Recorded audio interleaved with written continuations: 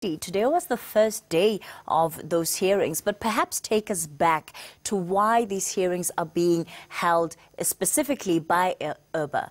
So these hearings started off today looking into KPMG's involvement in auditing a company called Linkway, specifically Gupta owned.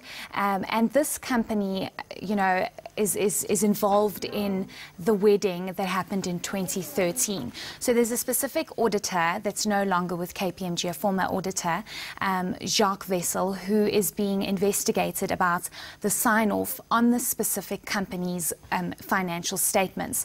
And we've noticed that, or, IRBA has rather noticed that there has been a sign-off that understanding or explanation about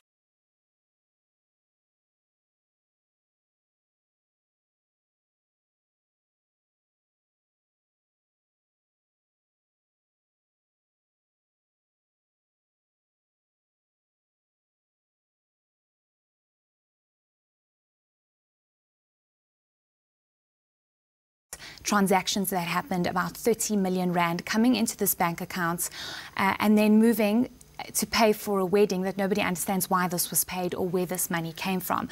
We know there are also allegations involving this money that was put into this bank account allegedly from the Free State government for the Estina dairy farm. That's also come up in this hearing. So this hearing is trying to understand and establish why this payment was made and why this audit was signed off by an auditor at KPMG. And of course the links don't just begin and end with that individual auditor, because we have management, at least now former management of KPMG, that also is implicated in the scandal.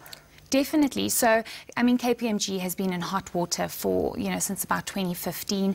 We know that they are involved very much in the Gupta companies, as well as their reports on the SARS rogue unit. SARS comes into play again, as well as the sign-off by this specific individual from KPMG when it comes to tax compliance from these Gupta companies. So we know that, the KPMG is in the spotlight. Even though he's a former employee, we do know and understand that he left just before his disciplinary hearing with KPMG. But the audit profession currently is under a lot of scrutiny at the moment because of the unethical work that has been, taking place over the past couple of months with very big companies, with huge amounts of money that nobody understands where it comes from and why it was, given to certain individuals or certain companies. What are we expecting out of the hearings tomorrow? So today was day one, and we know there are 6 charges on the charge sheet, and they are in the middle of charge 3, but each charge has